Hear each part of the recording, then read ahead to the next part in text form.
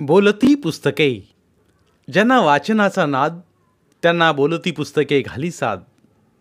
आमचं channel subscribe करा आणि सबस्क्राईब करायला इतरांनाही सांगा. नमस्कार श्रोते मित्र हो. बोलती पुस्तके सादर करीत आहे लेखक भारत सातपुते लिखित कादंबरी वजा आत्मचरित्र जागरण प्रकरण 25. मला पहिल्यापासून मोबाईलचे फोटो काढणे, व्हिडिओ करणे हा माझ्या आवडीचा भाग. कुठे कार्यक्रमाला क्वचित गेलो तर रात्री बेरात्री भाद्याचा रस्ता धरायचा. औषधाच्या पुढे वळताना स्मशानात प्रेत जळत असायचे. मी गाडी उभी करून अंधारात उसळणाऱ्या त्या जाळाचा फोटो काढत थांबायचो. नंतर या फोटोवर कवितांच्या ओळी लिहून व्हॉट्सअपच्या ग्रुपवर टाकत असे. मला कधीच कुठे प्रवास करताना आपण एकटे आहोत, रात्र खूप झाली आहे असा विचार मनाला शिवतही नव्हता. नेहमी वाटायचं की आपल्यासोबत कविता, वात्रटिका, शाळा आहेच. शाळेचा कोणताही कार्यक्रम असतो त्याचा फोटो, व्हिडिओ मी काढणारच. यात मला कमीपणा वाटत नाही. शाळेचे उपक्रम, घडामोडी यामुळे संग्रहित असायच्या. एकदा रात्रीचा तास चालू होता. 10वीचा हजारे नावाचा एक मुलगा 2-3 दिवसांनी आला होता. त्याला म्हणालो, इतके दिवस कुठे गेलतास? एकदा सांगितलं ना तास उडवायचा नाही म्हणून. नाही सर, यापुढं बुडवणार नाही. आत्ता का बुडवलास हे सांग. सर, अडचण होती. कोणती? तो गप्पच.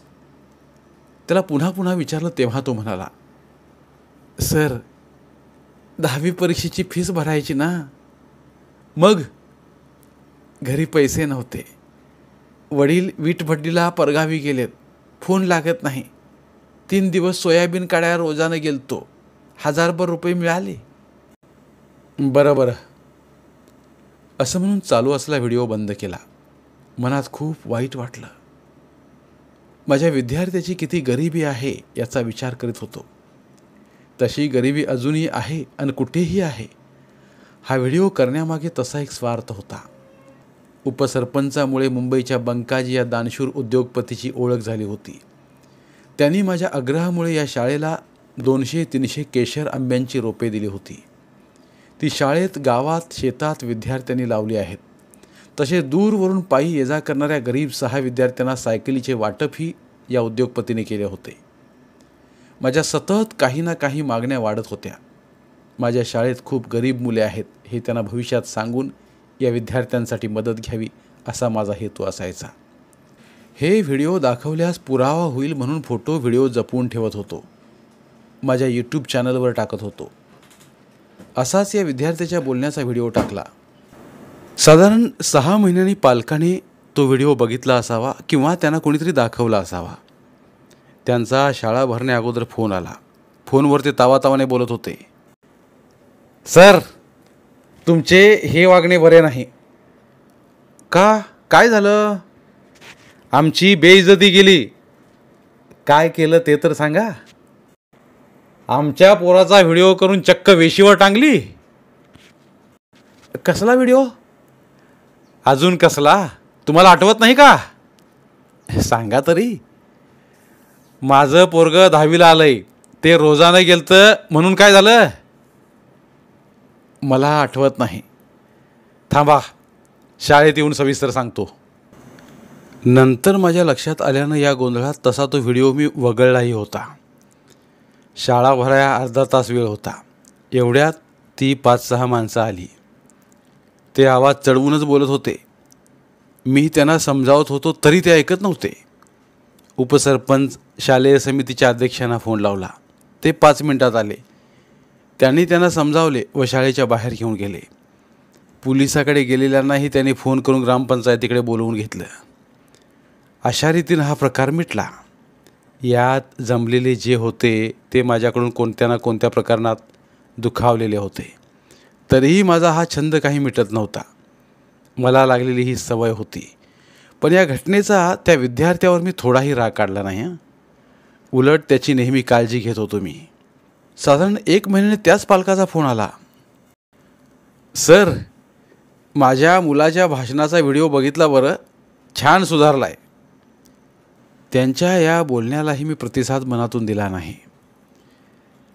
रात्री वर्गात अधूनमधून माझी शाळा, माझे काम, माझे आई वडील, मी सरपंच झालो तर, माझे घर, माझी भावंड अशा अनेक विषयावर या विद्यार्थ्यांचे मनोगत ठेवत होतो. त्यांचेही व्हिडिओ यूट्यूबवर टाकत होतो. अशा ठेचा बसल्या तरी मी शहाणा होत नव्हतो, कारण या ठेचा बसत नव्हत्या तर बसवल्या जात होत्या. माझी भावना चांगली होती याची मला जाणीव होती. खूप दिवसानंतर त्या बंकाजींची भेट झाली. त्यांना गरीब मुलांना आणखी सायकली देण्याची विनंती केली. तेव्हा ते मला म्हणाले, सर, मी तुमचे हर एक काम ऐकतो, शाळेला खूप मदत करतो, पण माझे एक काम आहे. सांगा ना. शाळेत रात्री संघाची शाखा चालू द्या. नाही शेठजी, सर्व जाती धर्मांची ही सार्वजनिक शाळा आहे. अभ्यासक्रम जी राष्ट्रभक्ती सांगतो ते मी शाळेत घेतोच ना. उगी माझी शाळा व माझे काम वादाच्या भोऱ्यात कशाला आणता. शाळा सोडून तुम्हाला गावात इतरत्र कुठेही जागा मिळेल तिथे घ्या. शाळेतली मुलं येत नाहीत, तशा सूचना तर मी देऊ शकत नाही, तसा नियम तर हवा. पुढे ते उद्योगपती भेटलेही नाहीत आणि शाळेत आलेही नाहीत. तसा तर पुन्हा गावात या शाखेच्या बक्षीस वितरण कार्यक्रमाला त्यांच्या निमंत्रणावरून वैयक्तिक जात होतो. बाहेरही इतरत्र या साहित्य संमेलनांच्या मंचावर माझा विचार मांडाया बोलावयास आजही जातो. कुठेही गेलो तरी माणुसकीची पूजा करतो, सर्व धर्मसमभाव मांडतो, शिक्षणाचं महत्त्व सांगतो. जे खटकते ते त्यांच्या तोंडासमोरच बोलले पाहिजे ना. मला जशी जमेल तशी विद्यार्थ्यांना मदत करतच होतो. एकदा निकिता नावाची 8वीची मुलगी खूप दिवसांपासून शाळेत येत नव्हती. तिच्या घरी जाऊन चौकशी केली तेव्हा तिची सायकल तिचा भाऊ वापरत असल्याने ती शाळेत येत नव्हती. मग तिला नवी सायकल घेऊन द्यायला सहकार्य केले. तेव्हा तिची शाळा चालू झाली. सतत विद्यार्थ्यांच्या अडीअडचणी सोडवण्याचे माझे प्रयत्न सुरू होते. शाळेत व्यायाम घेऊन असाच खोलीवर येऊन बसलो होतो. सकाळी 9ला फोन आला. रडवेला आवाज जाणवत होता. सातपुते सर का? हो, मी तेजसची आई बोलते. बोला. ओळखले का? हो, 10वीचा तेजस ना? हो सर. बोला ना. सर, तेजसला कसे वागावे काहीच कळेना. लहान लहान गोष्टींचा हट्ट धरतय. एकुलता एक म्हणून सहन करताव. परवा तर खर्चाला पैसे दे म्हणाला. थोडे बहुत दिले तर घेईना. त्याने बघा या रागात मला आचकट इचकट बोलला तो. माझा फोन आला होता म्हणून त्याला सांगू नका. दुसऱ्याच्या फोनवरून बोलायले. त्याचे वडील नाहीत का? नाहीत, गावाला गेलेत. बरं, आलोच. तसाच अंघोळ जेवण न करता सायकल काढलो आणि अर्धा किलोमीटर अंतरावरील त्याच्या घरी गेलो. हातात शेरडाचे पडलेले दावे घेऊन त्याला विचारपूस केली. त्याने त्याची चूक कबूल केली. त्याला आईच्या व आजीच्या पाया पडायला लावलो. पुन्हा चूक करत नाही असं कान धरून म्हणाला.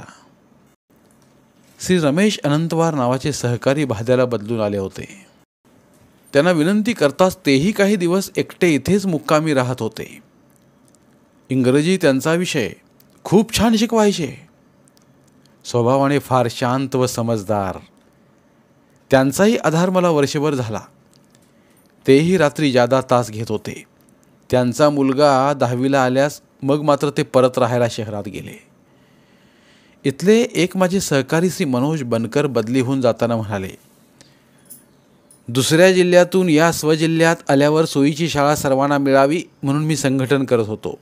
तेव्हा मी पुढारपण करतोय म्हणून भाद्यात श्री सातपुते यांच्या हाताखाली द्या म्हणजे त्यांना शिक्षा होईल असे म्हणत वरिष्ठांनी मला इथे ही शाळा दिली.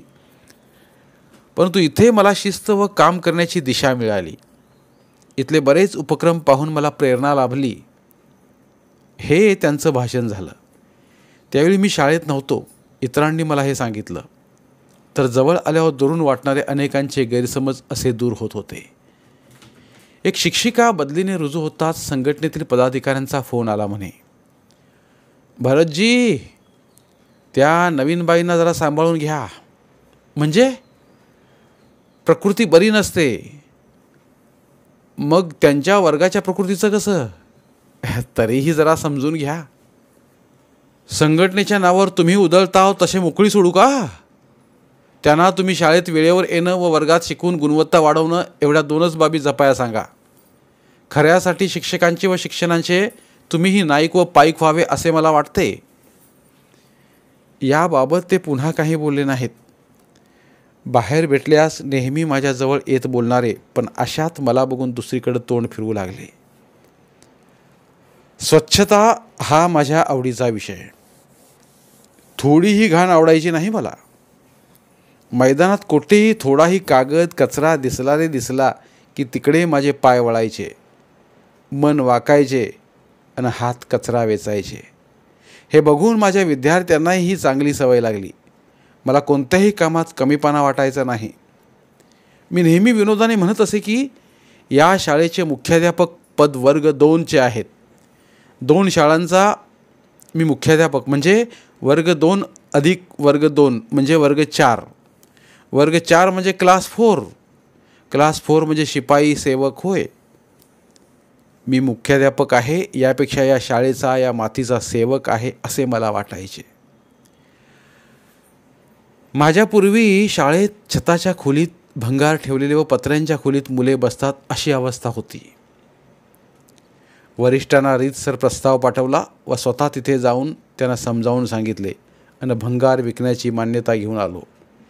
या भंगारमध्ये जे चांगले होते ते बाजूला काढले. यात सिंगल बार डबल बारही होते. कुठल्या बारच्या नादात खुर्चीवाल्यांनी हे बार भंगारमध्ये टाकले काय माहीत. मुलांना खेळण्यासाठी बसवून घेतले. सायकल स्टँडही बनवून घेतले. निकामी भंगार कागदाची रद्दी नियमान्वये सर्वांसमक्ष विकली. त्या पैशातून मुलांमुलींसाठी स्वतंत्रपणे खेळायला सीसॉ, घसरगुंडी, झोके आदी जवळच्या मोठ्या ठिकाणाहून बनवून घेतले. मुलांचा खेळण्याचा आनंद माझ्या मनाला उल्लसित करीत होता. खेळाची ही साधनं थोडीही खराब झाली तर ती दुरुस्त करून घेत होतो. ही एवढी मजबूत बनवली होती, मजबूत रोवली होती की सहसा खेळायचा खोळंबा होत नव्हता. उपसरपंचांनी ही खेळांची केलेली उत्तम सुविधा बघून अशी खेळांची साधने गावातल्याच आनंदनगर शाळेसाठी बनवून घेतली. मात्र ती 6 महिनेही टिकली नाहीत, कारण याकडे लक्ष कोण देणार? आपल्या घरची तोडफोड झाल्यास आपले असेच दुर्लक्ष होते का? ग्रामपंचायतने एक चांगलं केलं. या खेळणीचे पैसे आम्हाला दिले. त्या पैशातून शाळा बोलकी केली. वर्गात भिंतीवर फरशीवर अभ्यासक्रम रेखाटला. बाहेरून चित्रे सुविचार व विविध विषयांना भिंतीवर स्थान देऊन भिंतीचीही जणू बोलकी शाळाच केली.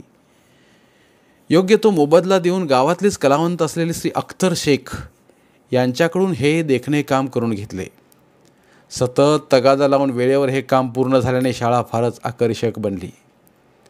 नंतर याच कलाकाराच्या सहकार्यामुळे या शाळेतले शेकडो विद्यार्थी चित्रकलेची परीक्षाही उत्तीर्ण झाले. आजही ही शाळा बघा, एवढा निसर्ग इथे फुलला आहे. इथे जुनी बाभळीची ही 2 झाडे होती. त्यातलं एक झाड संरक्षण भिंतीला खराब करत होतं. या झाडामुळं भेगा पडल्या होत्या. तर दुसरं झाड एवढं मोठं होतं की त्याखाली शाळेचे कार्यक्रम व्हायचे. एवढी मोठी सावली पडायची. हेही झाड आतून पोखरत चाललं होतं. एकदा रात्री वर्गात जादा तास घेत होतो इतक्यात खूप मोठ्याने आवाज आला.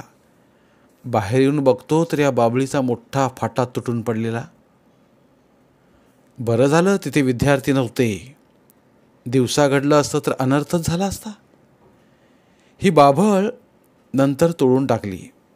ही 2 बाभळीची झाडं विकून यात आलेल्या पैशातून शाळेचे गेट दुरुस्त केले. या गेटवर शाळेच्या नावाची कमान केली. आजही ती कमान दिमाखाने उभी आहे.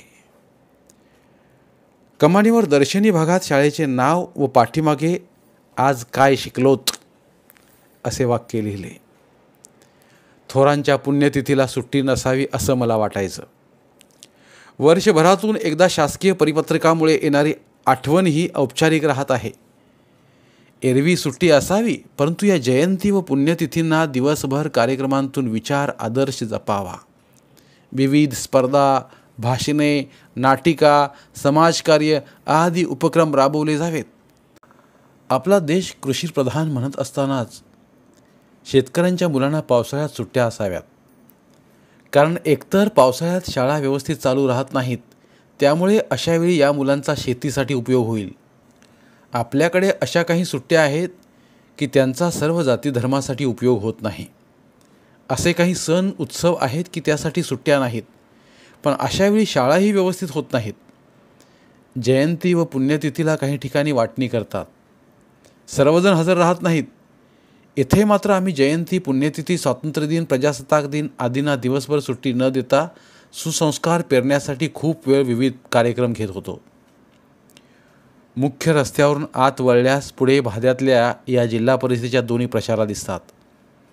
नवीन माणसांना मात्र खूप ठिकाणी विचारावे लागते, नाहीतर मग चुकून ते गावाच्या दुसऱ्या टोकाला असलेल्या शाळेत पोचतात. पुन्हा तिथे विचारून माघारी या शाळेत येतात. असा त्रास अनोळखीना होऊ नये म्हणून मुख्य रस्त्यावर या दोन्ही प्रशालेच्या नावाने फलक लावून शाळेची दिशा त्यावर बाणाने दाखवली. त्यामुळे सतत हा फलक वाचल्याने शाळेची जाहिरातही होतेच ना. लातूरला प्रकाशन नगरात माझे लहानसे घर आहे. त्या घरावरचे पत्रे काही वर्षांनी खराब झाले. पावसाळ्यात माझ्या खोलीत पाणी टपकायला लागलं की मला मिळालेली स्मृतिचिन्हे, प्रमाणपत्रे, बक्षिसे, पुस्तके आदी भिजू नयेत म्हणून जिथे गळायचे त्याच्याखाली सुषमा बकेट भगुने ठेवायची. कधीकधी सतत पाऊस यायला म्हणजे ते भरले की पाणी बाहेर फेकत राहायची. मी तर शाळेत असा गुंतलेला. एकदा घरी गेल्यावर माझ्या खोलीतले हे पावसाळी दृश्य बघितले. गळके पत्रे बदलावे म्हणून अर्धा तास वेळ काढत दुसरे 2 नवीन पत्रे आणूनही ठेवले. पण पत्रे बदलायचे म्हणजे मुंडाऱ्या बदलून नव्याने टाकाव्या लागणार. यात 2 दिवस तरी जाणार व पुन्हा या मुंडाऱ्यांना 4-6 दिवस पाणी मारावे लागणार. यामुळं ते काम असे शेवटी राहून गेले. यात बरीच बक्षिसे खराब झाली. त्यावेळी माझ्या जीवनातील या बक्षिसांपेक्षा माझ्या मुलांचे जीवन घडवून त्यांनी ज्ञानाचे बक्षीस मिळवणे मला जास्त मोलाचे वाटत होते. सरांचे घरी जमत नाही, बायको जवळ नाही, अशा अफवा पसरायच्या. भोळे भाबडे मला विचारायचेही, तरीही माझ्या मार्गापासून मी विचलित होत नव्हतो. हे तर खरंच. तरी पण विचार करायचो की माणूस जगतो तो इज्जतीसाठी, मग आपली बदनामी का होते. गावात एखाद्या कार्यक्रमाचे सहकुटुंब निमंत्रण असले म्हणजे सुषमाला बोलावून घ्यायचो.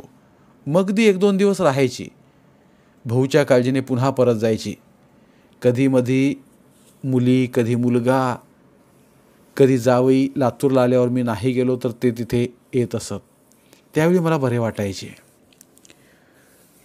उन्हाळ्याच्या सुट्टीत दुपारी थोडा निवांत वेळ भेटायचा.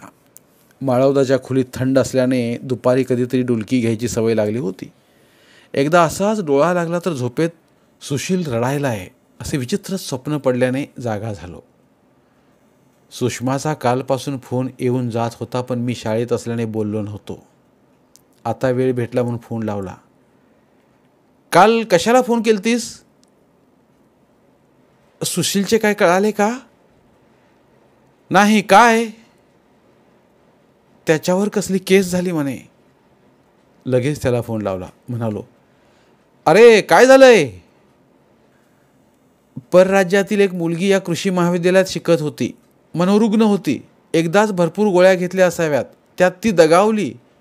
तिच्या वडिलांना हा सर्व प्रकार माहीत होता, पण कोणीतरी उचकावले. पत्रकबाजी झाली. अपेक्षा पूर्ण न झाल्याने संस्था चालकांसह 8-10 जणांवर गुन्हा दाखल झाला.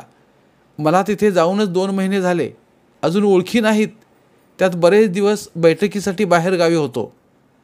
तसे तक्रारीमध्ये माझं नावही नाही, पण प्राचार्यपदाचा उल्लेख आहे. मला त्याच दिवशी सांगायचं ना. तुमच्या मागे तरी थोडा व्याप आहे का? चालत राहतंय. काळजी करू नकोस, घाबरू नकोस. खऱ्याला मरण नसते. उद्या येतोच मी. बापूला सोबत घेऊन रात्रभर प्रवास करत विदर्भात मालेगावजवळ गेलो. तिथे अनेकांची भेट घेतली. संस्था चालकांचे प्रयत्न चालूच होते. लगेच परत आलो. नंतर सर्वांची अटकपूर्व जामीन झाली. उच्च न्यायालयातूनही गुन्हा रद्द झाला. काही वर्षांनी लातूर जवळ पडतंय म्हणून तो आता छत्रपती संभाजीनगरला नोकरी करू लागला. धन्यवाद. उर्वरित कादंबरी पुढील भागात. धन्यवाद. बोलती पुस्तके श्रोते मित्रांसाठी मराठी साहित्याचा खजिना फक्त 59 रुपयात. फक्त 59 रुपये माफक फी भरून आमच्या साहित्यरत्न या चॅनलचे सभासद व्हा व भरपूर मराठी ऑडिओ बुक्सचा आस्वाद घ्या.